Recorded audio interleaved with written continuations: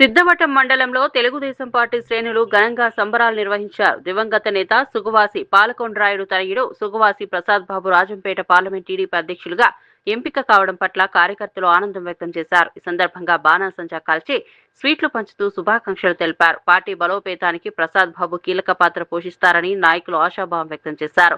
కార్యక్రమంలో Rajampet parliament TDP ఉపాధ్యక్షులు పుత్తా రామచంద్రయ్యతో పాటు నియోజకవర్గ మండల స్థాయి నేతలు పెద్ద సంఖ్యలో పాల్గొన్నారు. అలాగే జనసేన నేతలు, యువ నాయకులు, మైనార్టీ, ఎస్సీసీల ప్రతినిధులు హాజరయ్యారు. పార్టీ కోసం నిరంతరం పనిచేసే నాయకుడికి బాధ్యతలు రావడం ఆనందకరమని కార్యకర్తలు తెలిపారు. ఈ నియామకం రాజంపేట పార్లమెంట్ పరిధిలో టీడీపీకి మరింత బలాన్ని ఇస్తుందని వారు విశ్వాసం వ్యక్తం చేశారు.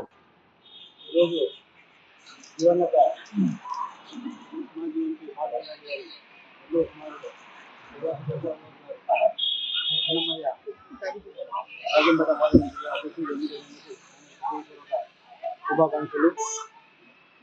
చాలా రోజుల నుంచి ఈ వార్త వింటూనే ఉన్నాము.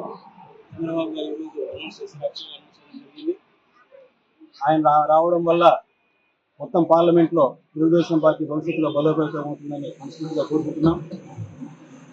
7 పార్లమెంట్ సెగ్మెంట్లలో భవిష్యత్తులో తెలుగుదేశం పార్టీ బలోపేతమై రాబోయే 2029 ఎన్నికల్లో అన్ని పార్లమెంట్లోని అన్ని సెగ్మెంట్లలో భారీ మెజారిటీ తెలుగుదేశం పార్టీ గెలవాలని ఆయన నాయకత్వంలో, మిగతా నాయకుల నాయకత్వంలో, రాజంపేటలో పచ్చా చంద్రబాబు గారి నాయకత్వంలో, సుభాష్ గారి నాయకత్వంలో, నాయకత్వంలో,